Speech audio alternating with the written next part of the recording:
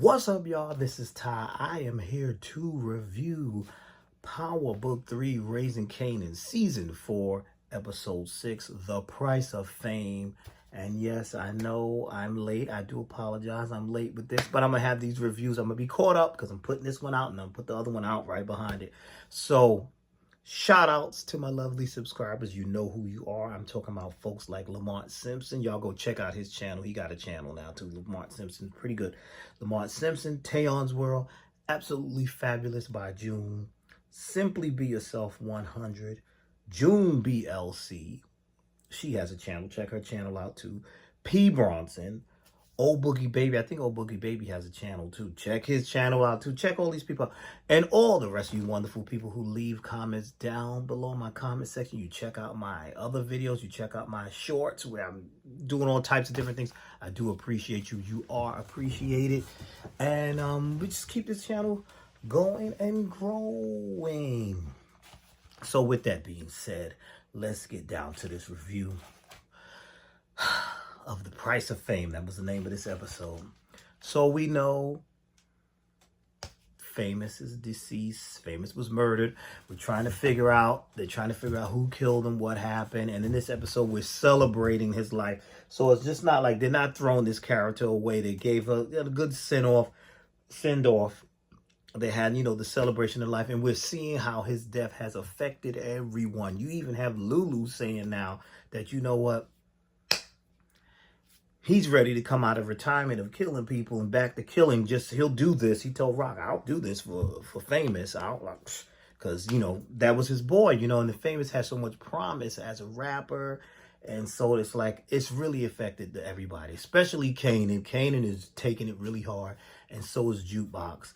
Because those were their friend. That was his best friend. And imagine being that young and losing your best friend, especially in those later, they were kind of losing, they lost their touch with each other. So it has to hurt him more that, this was my best friend and we weren't really on the greatest of terms. We were kind of distancing a little bit, and now he's dead. That's it. That's it. So I think that's going to help in the turn of Kanan, of seeing Kanan turn into the Kanan we know from the original Power. We're going to see that too. But I really feel like in this episode, we really saw Jukebox come into the character that she went from Laverne into Jukebox, the Jukebox we know from the original Power series. We're getting to see her turn into that because, it was pretty intense because just the scene where, her and Kanan are trying to figure out who killed Famous. So they decide they're going to go exact revenge. Rock was already telling people, look out for him. His head ain't on right now. His head ain't right. And, he's going to try to get revenge, and he don't need to do that. He need to lay low, this, that, and the third.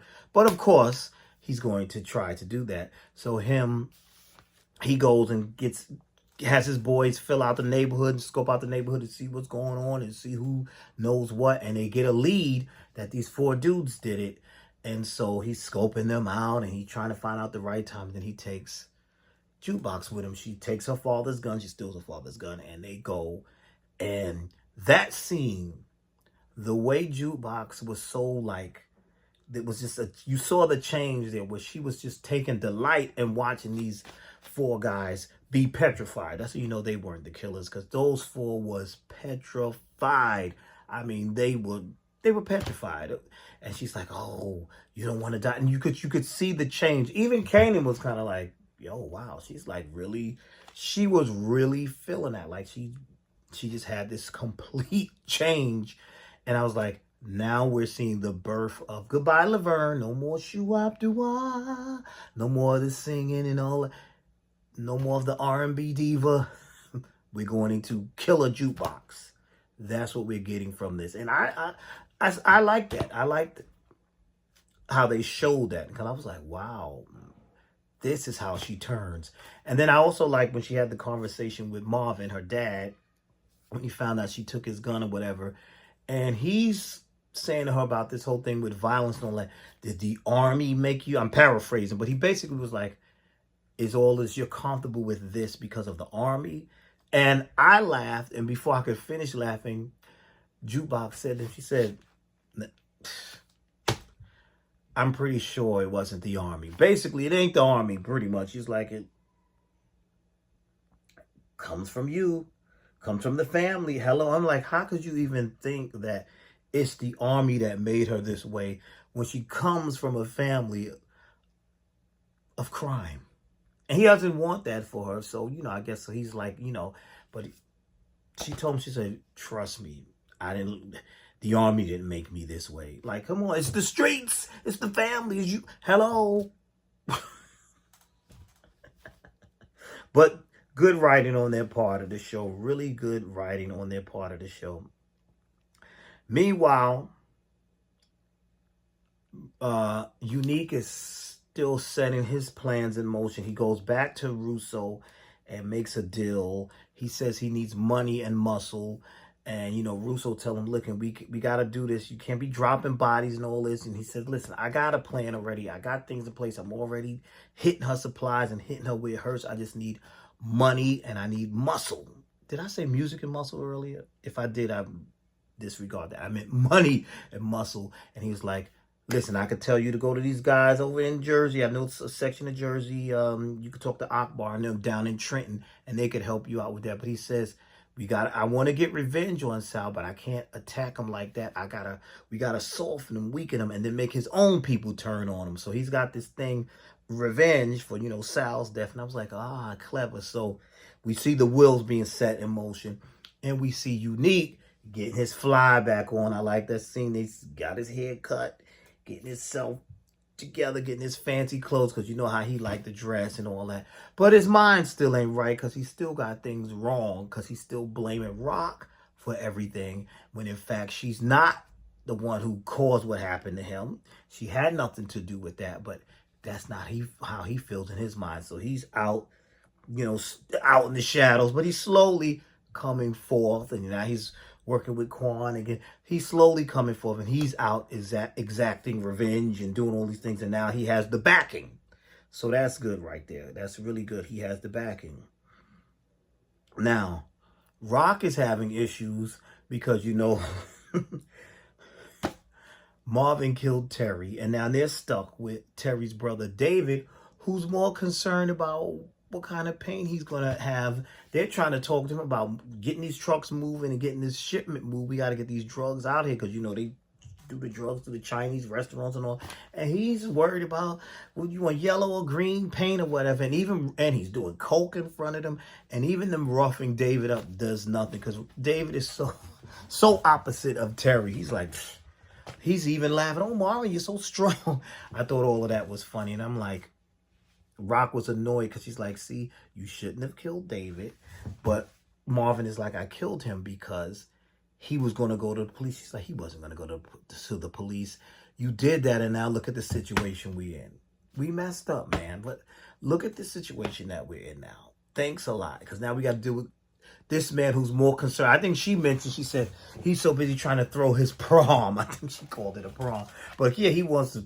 David's talking about throwing a mixer and just all types of foolishness. I was like, that was crazy. And she said, this coked up Chinese Martha Stewart. I thought that was funny. I thought that was very funny. Then let's move on to Miss Figueroa. That is Famous's mother. I didn't like that the Detective Garcia was at her house, questioning her, trying to, your son was tortured, you need to help me. And she was right for telling him to get the F out of her house, because when she went to him for help, he couldn't help her. Now you want all this other stuff. She's like, get out of my house. I don't have nothing for you. I don't want to hear that. Get on out of here. And I agree with that. And we saw a reunion of Jessica with Lulu, and they had relations in this episode, and they go a ways back, and they had time. And then Imani, I believe that's her name, she had questioned him about it, and she found out about it, and she asked him about it. But Imani, you just got on the scene, and he's not your boyfriend. That was a fling, so you shouldn't even be questioning that. That's just my opinion on that, but whatever. But now this whole music storyline with B Rilla, that's Lulu's artist.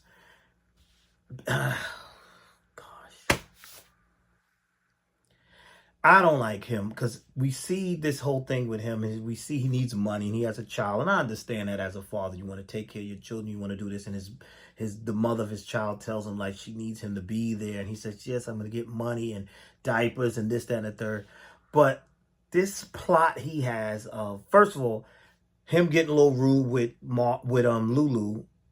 I hope I wasn't saying the name wrong before, but him getting all rude with Lulu, I didn't appreciate. I didn't like that. And I like that Lulu walked away from him. But now this whole plot of you going to your friends to say that you want to go, you met some guy he knows, and went to the guy's place of business to tell him he has a place that he know they could hit, talking about Lowell, where he wants them to rob his boss, basically the guy, the owner of his label. And I'm like, that's really a bad move. And I said, that this clearly is not going to turn out right. And I'm like, this be real up. And this whole thing, I don't think all of this is going to work. Plus, he wasn't too pleased with the fact that Lulu criticized his music, saying all this kill, kill, kill, kill. He don't think it's going to work out, whatever. But, you know, still a really good episode.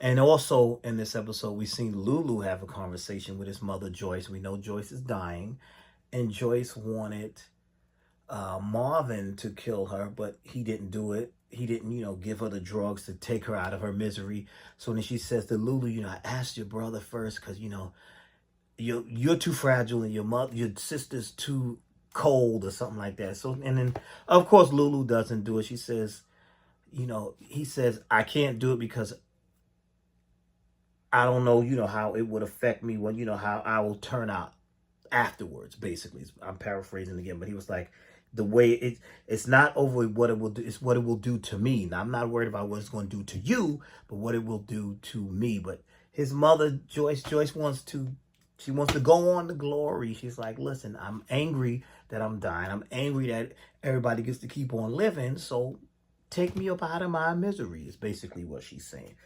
Great scenes, great acting, and all the scenes in this show just every episode, I'd be like, dang, what's going to happen next? What's going to happen next week?